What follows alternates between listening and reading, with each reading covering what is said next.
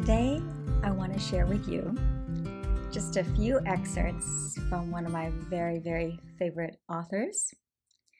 And this book holds so much value for me. I first read this book about 10 years ago. And maybe you can recognize the title, The Gifts of Imperfection by Brene Brown. Back then, Brene Brown wasn't as well known as she is today. And I remember when I first read this book around 2014, beginning of 2015, and I knew it was so profound. It's 10 years later, and it's incredible when you read something that you've read once that impacted your life, and yet you still continue to find so many jewels in it. And I think today, 10 years later, I have a much deeper understanding of some of the things that Brene Brown is sharing in this book. When I first read it, and I loved it, and I went out and I bought copies for a lot of my friends. I know Brene Brown's written a lot more since then. Just amazing, amazing stuff.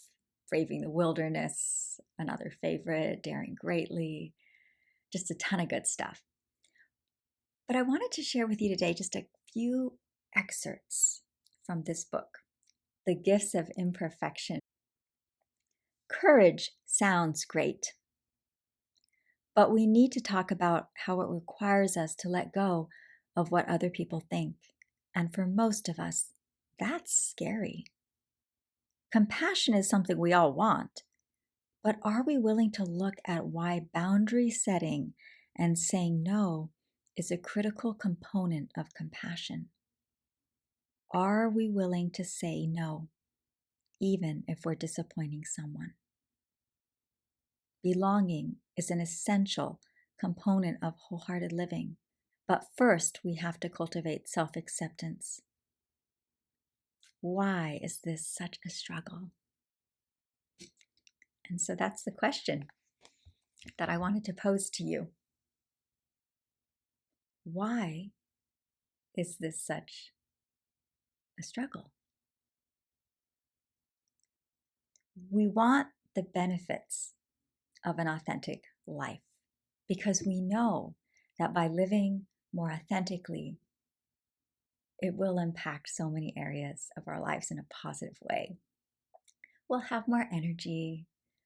We'll probably be a lot healthier physically, emotionally, mentally, spiritually, in every way.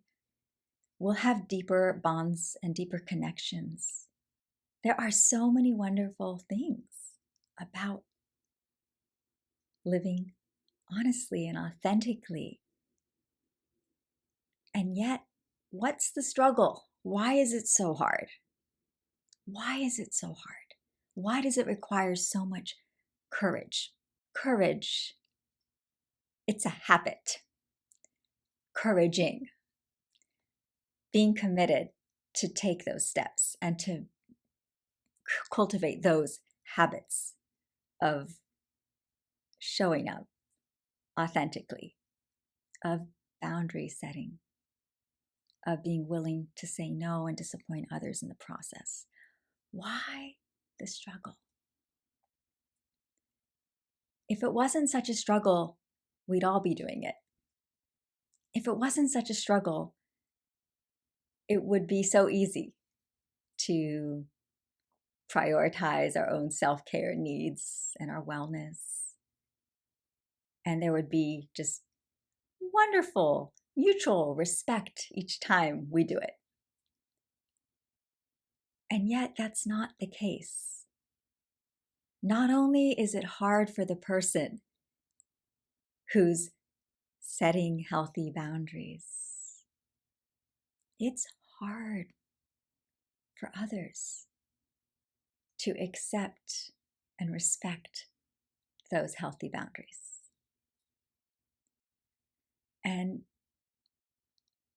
there's disappointment.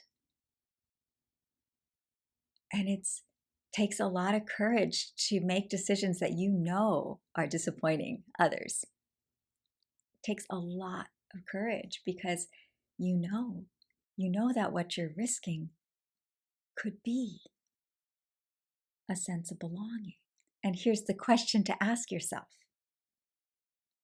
If making decisions, courageous decisions to live true to yourself and to be authentic and to set healthy boundaries in your life, if that leads to not only people being disappointed, but losing those connections and no longer having that support or that sense of belonging, was it even a true sense of belonging in the beginning?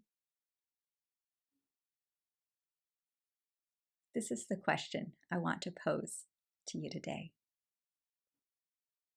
And why does it require so much courage? And why is it so hard to make decisions that disappoint others?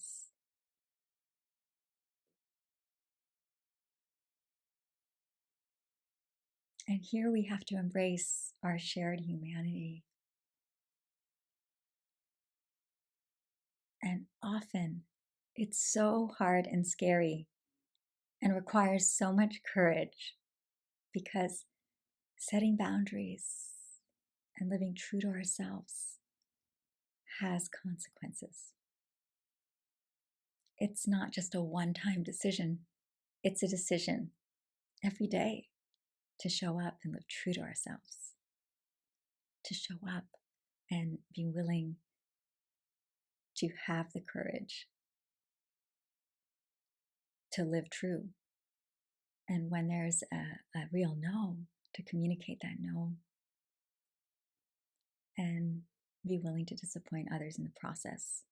Super hard, super scary. And I remember reading this way back, almost 10 years ago.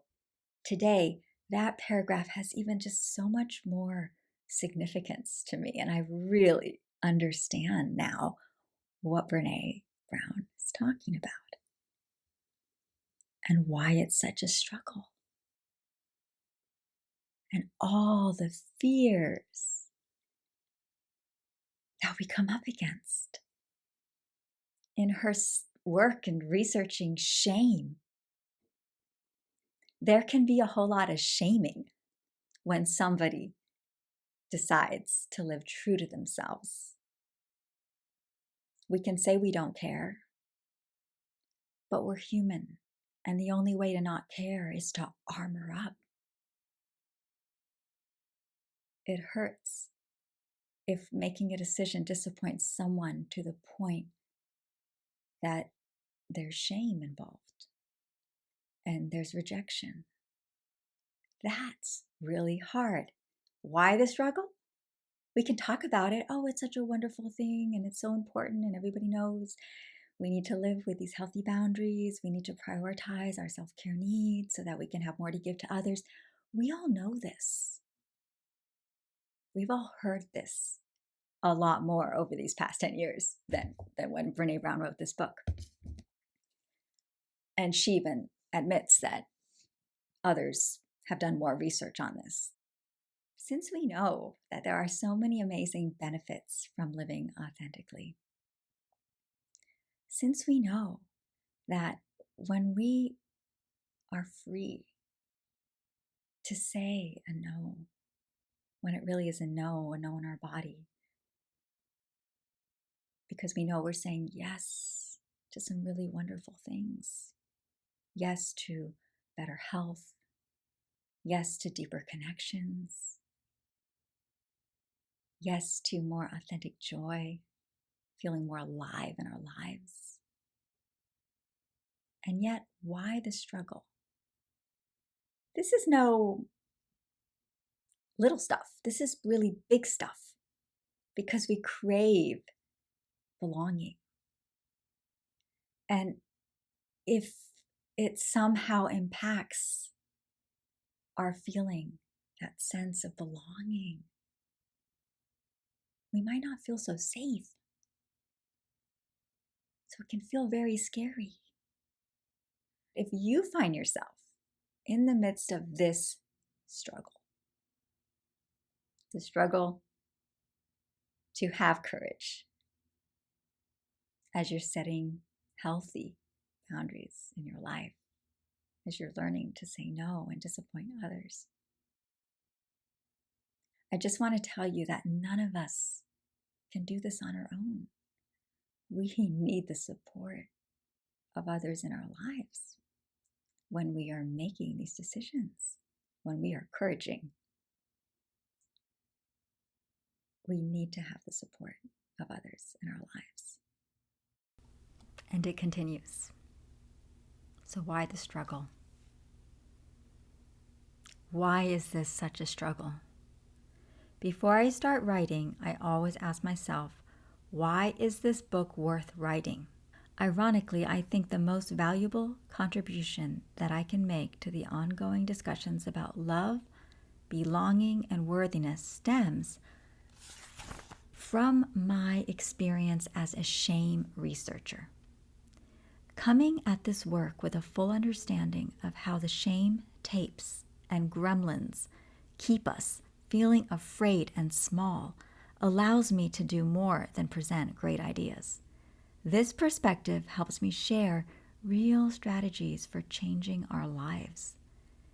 If we want to know why we're all so afraid to let our true selves be seen and known, we have to understand the power of shame and fear. If we can't stand up to the never good enough and who do you think you are, we can't move forward. So keep on encouraging, my friend. You are not alone.